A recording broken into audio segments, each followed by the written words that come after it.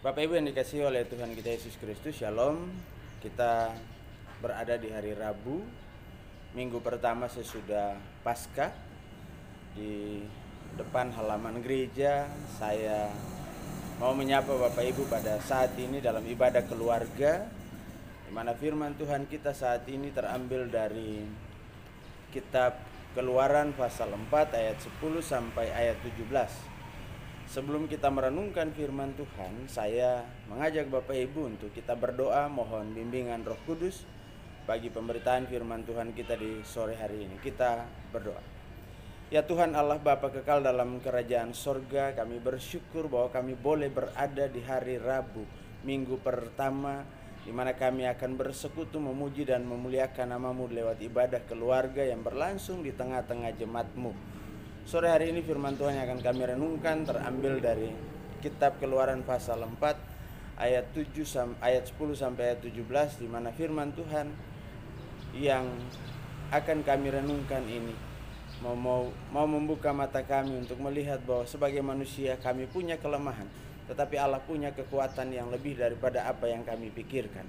Terima kasih Tuhan, kami mengundang Engkau hadir dan kuasa Roh-Mu yang kudus itu sertai kami ya Tuhan, pimpin kami ya Tuhan, lalu arahkan kami dengan kuasa Roh-Mu yang kudus itu agar kami boleh mengerti dan memahami kehendak firman-Mu yang akan kami renungkan saat ini. Amin. Ya, Bapak Ibu, mari kita buka firman Tuhan kita yang terambil dari kitab Keluaran pasal 4 ayat 10 sampai ayat yang ke-17. Firman Tuhan berkata demikian. Lalu kata Musa kepada Tuhan, Tuhan, aku tidak pandai berbicara, dahulu pun tidak, dan sejak Engkau berfirman kepada hamba-Mu pun tidak, sebab aku berat mulut dan berat lidah. Tetapi Tuhan berfirman kepadanya, siapakah yang membuat lidah manusia? Siapakah yang membuat orang bisu atau tuli? Membuat orang melihat atau buta? Bukankah aku, yakni Tuhan? Oleh sebab itu pergilah, aku akan menyertai lidahmu dan mengajar engkau apa yang harus kau katakan. Tetapi Musa berkata, Tuhan, utuslah kiranya siapa saja yang patut kau utus. Maka bangkitlah murka Tuhan terhadap Musa dan ia berfirman, bukankah di situ Harun orang Lewi itu kakakmu?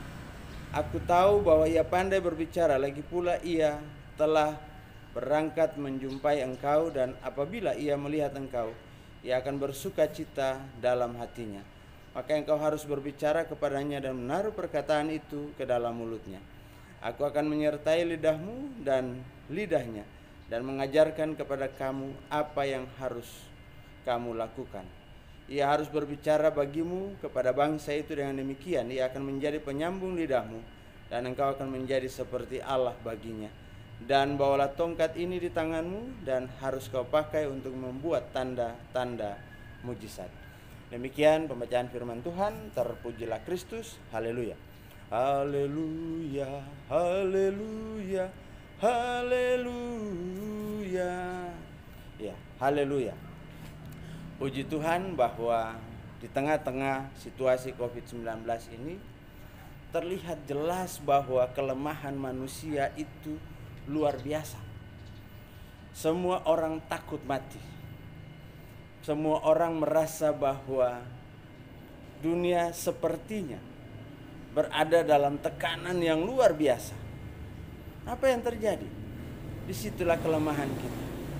Kematian menjadi sesuatu yang menakutkan bagi kita sebagai orang percaya. Memang sedikit berbeda dengan apa yang dipikirkan oleh Musa. Musa berpikir bahwa dia seorang yang tidak pandai berbicara. Kalau bahasa yang sekarang kita boleh pakai, dia seorang yang gagap, seorang yang bicaranya tidak lancar. Lalu kenapa Allah memilih dia? Allah tidak memilih seseorang yang pandai berbicara, seseorang yang fasih lidahnya, seseorang yang mungkin bisa meyakinkan orang dengan mudah dengan cara berbicaranya. Tetapi Allah memilih seorang Musa yang memiliki latar belakang, dia seorang pembunuh. Dia membunuh orang Mesir, lalu kemudian dia lari dari Mesir. Tetapi Allah mengambil dia, menangkap dia, Allah mengutus. Lalu Allah mengutus dia untuk kembali ke tengah-tengah orang Ibrani dan orang Mesir. Yang mana dua komunitas ini dalam kenyataannya mereka tidak begitu saja bisa menerima Musa. Apalagi seorang Firaun yang tirani ya Bapak Ibu. Seorang Firaun yang keras kepala. Lalu orang Ibrani juga melihat apa yang dilakukan oleh Musa itu menakutkan bagi mereka. Karena bisa saja Musa melakukan hal yang sama kepada mereka. Nah Bapak Ibu yang dikasihi oleh Tuhan kita Yesus Kristus, perdebatan antara Musa dan Allah terkait dengan kelemahannya. Lalu di sisi lain Allah meyakinkan dia siapa sebenarnya yang menciptakan semuanya. Siapa yang membuat orang berbicara, siapa yang membuat orang bisu, siapa yang membuat orang mendengar, dan siapa yang membuat orang tuli. Allah. Siapa yang membuat orang melihat dan siapa yang membuat orang buta? Allah. Tetapi apakah dalam semuanya itu seseorang yang bisa mendengar, seseorang yang bisa berbicara, seseorang yang bisa melihat, lalu kemudian dia tidak punya kelemahan, atau sebaliknya? Seseorang yang buta, seseorang yang tuli, atau seseorang yang bisu, atau yang tidak pandai bicara, apakah memang dia benar-benar tidak punya kelebihan atau dia memang lemah? Tidak Bapak Ibu.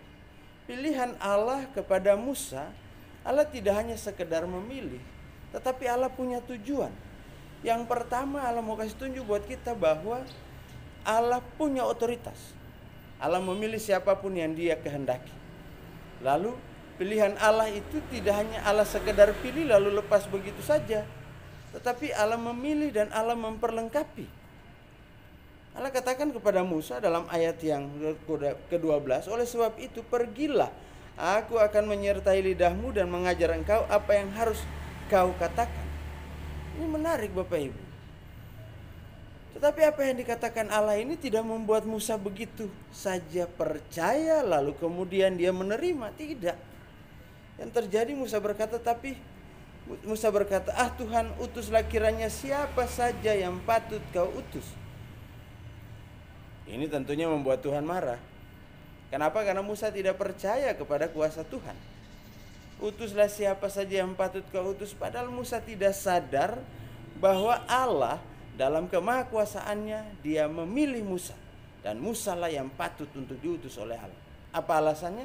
Itu menjadi bagian dari rahasia Allah dalam diri Musa. Lalu apakah Musa pergi sendiri? Tidak. Musa ditemani oleh seorang yang luar biasa. Kakaknya si Harun yang pandai berbicara, punya kemampuan yang lebih, tetapi dia bukan seorang pemimpin. Allah bilang, aku akan menjadikan engkau seperti Allah bagi Harun. Jadi apa yang kau perintahkan kepada Harun, apa yang kau katakan kepada Harun, itu yang akan Harun lakukan dan akan Harun katakan. Harun seperti penyambung lidah bagi seorang Musa. Ini luar biasa Bapak Ibu. Kenapa saya bilang luar biasa? Musa dalam kelemahannya, dalam ketakutannya, dalam kekhawatirannya, dia tidak tahu bahwa Allah menjadikan dia lebih di matanya. Nah Bapak Ibu yang dikasihi oleh Tuhan kita Yesus Kristus, firman Tuhan sore hari ini membuat kita membuka mata untuk melihat. Kenapa? Apa yang harus kita lihat? Yang harus kita lihat bahwa secara umum semua manusia punya kelemahan. Tetapi kelemahan itu dapat ditutupi oleh Allah yang kita percaya. Allah yang kita imani selaku Tuhan dan Juru Selamat kita.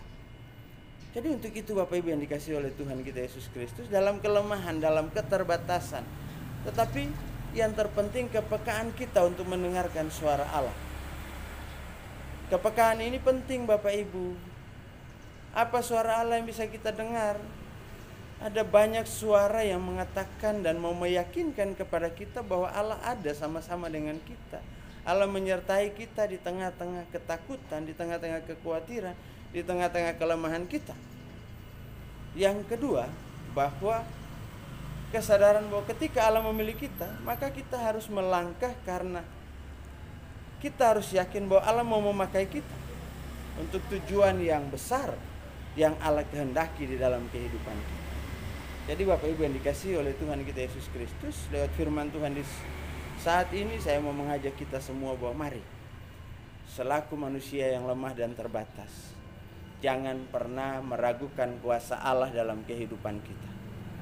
Allah akan selalu berada bersama-sama dengan kita. Allah akan memampukan kita. Allah akan menyertai kita.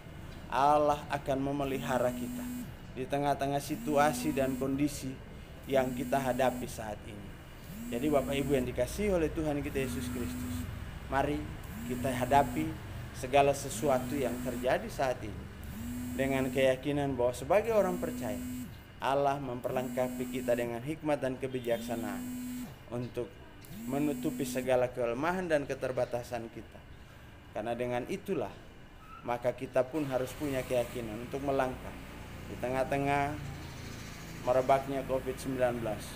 Kita tahu bahwa ada kekuatan Allah yang selalu menyertai dan melindungi kita. Ada kekuatan Allah yang akan membentengi kita dalam menghadapi situasi dan kondisi yang ada saat ini. Tuhan memberkati kita. Amin. Mari Bapak Ibu yang dikasihi oleh Tuhan kita Yesus Kristus, kita tundukkan kepala, kita satukan hati, lalu kita bersatu dalam doa. Kita berdoa. Terima kasih Tuhan, dalam kelemahan dan keterbatasan kami sebagai manusia, kami tahu bahwa kami hanyalah ciptaan. Kami dibentuk, kami dijadikan oleh Allah dengan segala kekurangan dan segala kelebihan kami. Kalaupun kami punya kekurangan, maka Allah akan memperlengkapi kami dengan cara Allah, dengan kehadiran orang-orang di sekitar kami. Terima kasih Tuhan untuk firman yang kami boleh renungkan saat ini. Biarlah lewat firman Tuhan ini kami diberikan kekuatan, kami diberikan hikmat, kami diberikan pengertian untuk dapat lebih bijaksana dalam menjalani kehidupan di tengah-tengah situasi dan kondisi saat ini ya Tuhan. Dan pada sore hari dan pada saat ini ya Tuhan, lewat ibadah keluarga yang berlangsung di sektor di keluarga masing-masing, kami ingin Tuhan datang memperlengkapi kami, memberikan kekuatan kepada kami di tengah-tengah keputusasaan, di tengah-tengah situasi dan kondisi yang tidak pasti ini. Tapi dalam Tuhan kami hidup dalam kepastian akan pemeliharaan Tuhan, kepastian akan berkat-berkat yang Tuhan nyatakan dalam kehidupan kita dari hari lepas hari. Terima kasih Tuhan, berkati setiap keluarga di dalam kehidupan jemaat-Mu ini ya Tuhan. Bapak jaga dan pelihara kami, Bapak berkati kami dengan kuat kuasa Roh-Mu yang kudus itu. Beri kami kekuatan dan semangat untuk terus menjalani hidup dengan penuh sukacita dan penuh rasa syukur. Berkati setiap anggota keluarga kami ya Tuhan, jemaat-Mu, jemaat GPIB Shalom Denpasar ya Tuhan, dalam berbagai pergumulan, terutama keluarga-keluarga yang terdampak COVID-19 ini ya Tuhan. Bapak berkati mereka, beri mereka semangat dan sukacita, beri pengharapan bahwa di balik semuanya ini Tuhan akan terus bekerja untuk memelihara setiap umat-Nya yang percaya sungguh kepadanya. Berkati anak-anak kekasih kami, berkati seluruh kehidupan jemaat-Mu ini, jauhkan dari segala hal yang tidak berkenan, jauhkan dari segala hal yang tidak kami inginkan ya Tuhan. Tapi jaga pelihara kami dengan kuat kuasa Roh-Mu yang kudus itu, agar kami tetap hidup dalam anugerah kasih dan penyertaan-Mu. Terima kasih Tuhan untuk malam hari ini. Tuhan berkati juga jemaat-Mu, orang-orang percaya dengan setia mengambil bagian dalam kanal ini ya Tuhan. Berkati mereka dalam kehidupan mereka masing-masing di luar sana ya Tuhan. Berkati mereka dalam tanggung jawab mereka sebagai suami, sebagai istri, sebagai orang tua tunggal, sebagai pribadi. Berkati mereka dalam kekhawatiran mereka ya Tuhan, supaya mereka percaya bahwa Tuhan memelihara setiap anggota keluarga mereka, setiap anggota keluarga kami yang jauh terpisah dari kami. Tuhan akan menjaga sama seperti Tuhan menjaga kami. Terima kasih Tuhan untuk sore hari ini. Berdoa ya Tuhan bagi pergumulan jemaat Tuhan, jemaat GPIB Shalom Denpasar di tengah-tengah merebaknya virus ini. Proses pembangunan yang kami sudah rencanakan dalam membangun gedung serbaguna itu semua terhenti ya Tuhan. Tapi Bapa beri semangat terus bagi panitia untuk terus bekerja. Rencana untuk mengadakan malam dana pun semua tertunda ya Tuhan. Bapa berkati juga panitia untuk dapat bekerja dengan baik. Berkati pelaksana harian majelis jemaat, berkati seluruh majelis jemaat, pengurus-pengurus pelkat dan komisi yang terus bergumul agar suasana situasi ini kembali normal dan kami boleh kembali bersekutu memuji dan memuliakan nama-Mu ya Tuhan.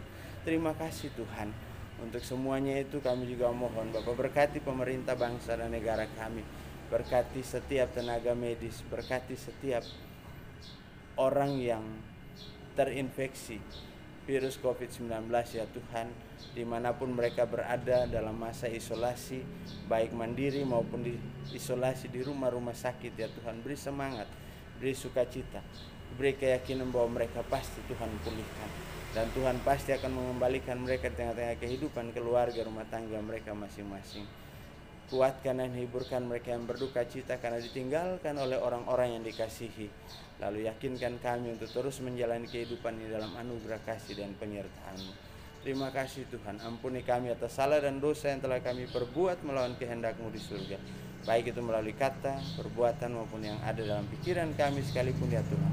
Suci bersihkan kami, lalu sempurnakan kami dengan doa yang Kau ajarkan kepada murid-murid dan juga kepada kami saat ini. Bapa kami yang di sorga, dikuduskanlah nama-Mu, datanglah kerajaan-Mu,